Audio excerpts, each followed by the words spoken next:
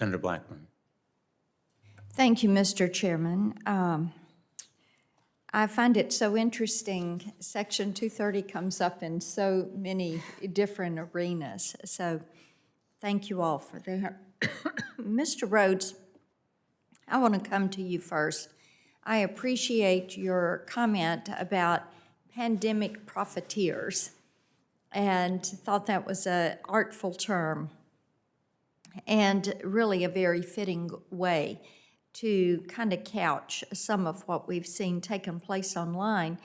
And we know this wasn't, pardon me, our first pandemic. It will not be the last. And so education, consumer education, is a big part of this responsibility. So I wish you would talk for just a minute about how you all as a corporate entity pardon me, view your responsibility to educate people on how to detect something that is an actual real item, authentic, and something that's a fake.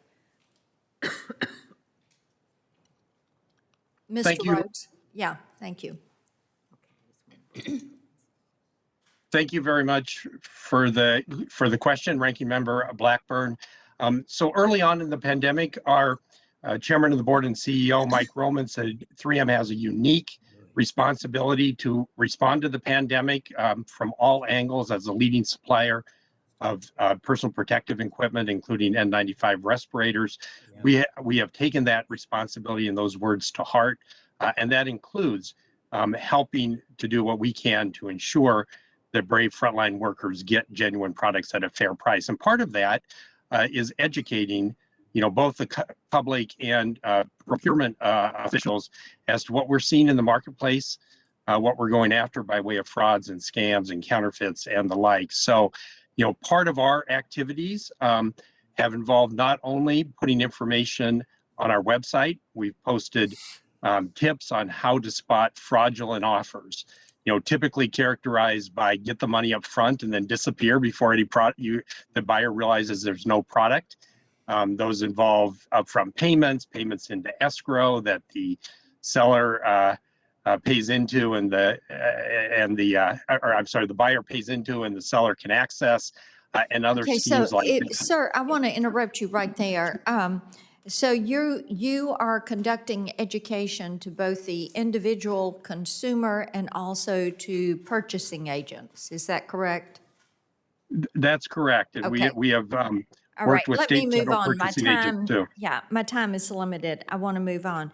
Okay, so Mr. Kaufman, when you all are trying to go through your enforcement, what kind of participation are you getting from the online marketplace? From vendors that have third parties that are selling?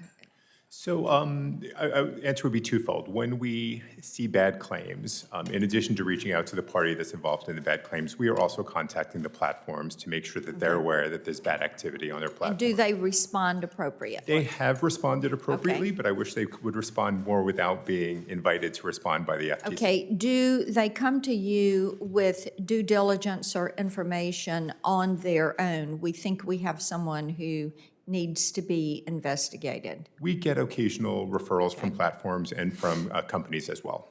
Okay, all right. And Professor Kovacic, I want to come to you on this. I know you're going to tell me you need more budget and staff. That's going to be a part of your answer. And Mr. Kaufman, to you.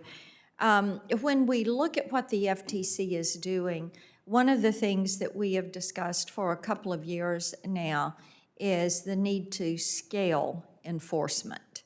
So as you look at this, other than budget and agents, what kind of authorities do you need? And Mr. Kaufman, you first, and then Professor Kovacic. So certainly the most pressing issue right now is restoring our 13B authority. Okay. Without that authority, it is a huge blow to the FTC. And there are other areas where we could definitely use civil penalty authority, most notably data security and privacy violations. To be able to penalize first-time privacy violators would be a huge benefit for consumers and for the agency. Okay. Professor? I would echo Daniel's comments, put those on my list as well. I'd simply add, I would like to see the development of a comprehensive strategy that brings together the full community of law enforcement authorities to decide in a more collective way, what are we doing now and what do we have to do to be more effective? I think that would be very profitable, a way to make sure we got the full value for the additional expenditures. Thank you. Thank you, Mr. Chairman.